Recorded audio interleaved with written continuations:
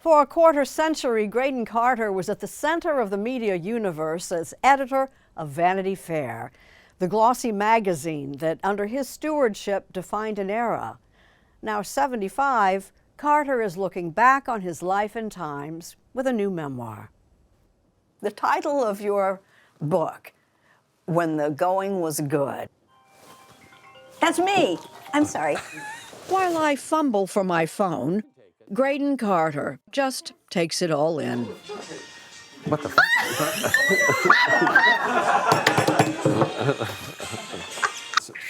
Sweetheart, I'm just being interviewed by Jane Pauley, okay? Okay. Hi. Hi. I can't tell you how glad I am to see you. I love you. I'll call you back. Okay. Bye, sweets. Okay, bye. Bye. Who was that? That's my daughter, Bronwyn. Okay, that was my son, Tom. Okay, there we go. A family man, father of 5 grown children, better known for his signature white hair and urbane elegance, never without a handkerchief, Hermes. He has 30 of them. This is my greatest luxury, my Hermes handkerchiefs. Chronicler of the privileged set, of which he is a member, though not born to it. Growing up middle class in Ottawa, he credits a mix of Canadian affability and inner strength for his enduring career at the top of the glittering world of magazines. Canadians are not weak. We may look affable on the outside, but if you can survive playing hockey on an open rink in 30-degree weather, you develop a spine. You tell the story about the superliner that goes by. And I could see that in the light of the sort of the amber light of the window, and a very attractive couple, and they were sort of dressed up having, I guess, cocktails or dinner, and I just thought I wanted to be on that side of the window rather than the side I was standing on. Before that, would you have described yourself as having driving ambitions? No, I had absolutely no ambition whatsoever. He left college before graduating, but with a passion for magazines, and in 1978 set his sights on New York. It was summer in the city. He was not dressed for success. I had a Canadian tweed coat on, and it was about as thick as this chair, and I've never felt heat like this in my entire life, and I was drenched in sweat. Water was squirting out of me. And I went there, I had the interview, but he said, why don't you just sit in front of the air conditioner for a while? So I sat there for half an hour just to try, like doing this sort of thing, try to cool down.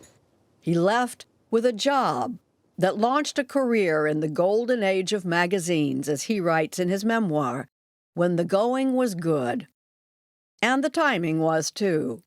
In 1985, New York City was ripe for satire. With the invention of the investment bankers, everything changed in New York. People were showing off their money in a big way. A co-founder of Spy magazine, cheeky and fearless. I guess it had to come up at some point. That's where you notice a real estate mogul named Donald Trump. I had met him a couple of years before. I'd been assigned to do a story on him. I hung around with him for 3 weeks, and I wrote the story, and I did point out that he was sort of a Sharpie from Queens. He was trying to make it. But I pointed out that in the story that his hands appeared to be too small for his body. Well, he hated that. And so at Spy, we came up with funny epithets for people. And in Trump's case, we called him a short-fingered vulgarian every time we mentioned his name. And he hated that. Wonder why. So you started that. Yeah. Do you have dual citizenship? I do. Canadian and American. Uh-huh. So how does that feel at this point in time? Especially in the last month or so, I feel very strongly Canadian and very proud and very happy that Mark Carney is the Prime Minister. The New York Observer was a weekly Manhattan newspaper, memorable for the color of paper it was printed on. When Carter saw possibilities, leaving Spy in 1991. I thought, I can make this a thing. And in a year, the Observer could be seen in offices of major editors all over Europe, because Graydon Carter had sent them. But a visiting American publisher took note. He comes back thinking, this is a huge international hit. Cy Newhouse, head of the Condé Nast magazine empire, makes Graydon Carter editor of Vanity Fair, where the going was very good indeed. I flew the Concorde more than 60 times. When you went to another city, you had a car and driver. You had a car and driver in New York. It was very heady, but at the same time, it was all predicated on you making a successful magazine. Through the magazine and his own outsized persona, Carter was often described as a tastemaker, quietly shaping pop culture, someone making who's who and saying what's what.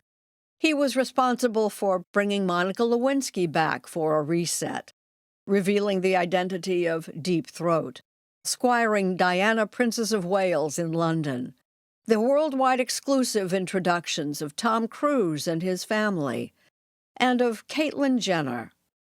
But she was the all-time best-selling cover. Jennifer Aniston, you look back now, you think, what was all the fuss? But she had just broken up with Brad Pitt, and this is her talking about him. And crying. And crying. A successful magazine is something greater than the sum of subscription and newsstand sales. Are we the first people to arrive? Are you celebrity starved right now? For 31 years, Vanity Fair has been synonymous with Oscar Party. Jennifer! Hollywood's Party of the Year was Graydon Carter's magic.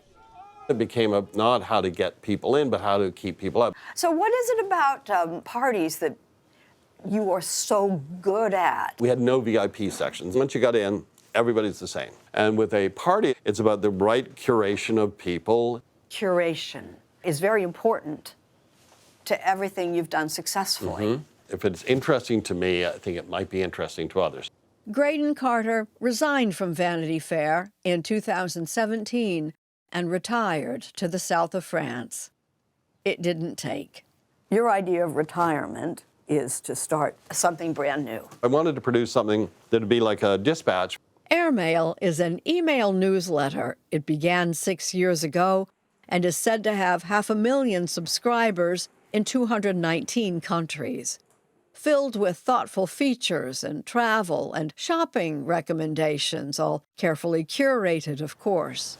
So you are a Greenwich Village man. Mm-hmm. At 75, Graydon Carter is still finding ways to bring in readers. The impresario. Well, stumbled a lot along the way, but yes. Define a stumble. Life is made, it's a boneyard of minor mistakes and fumbles. You know, I've always felt that introductions would be far more interesting if you skip the highlights. 100%. It's the lowlights Right. where everything happens. Right. Successes are really boring. Failures are much more fascinating.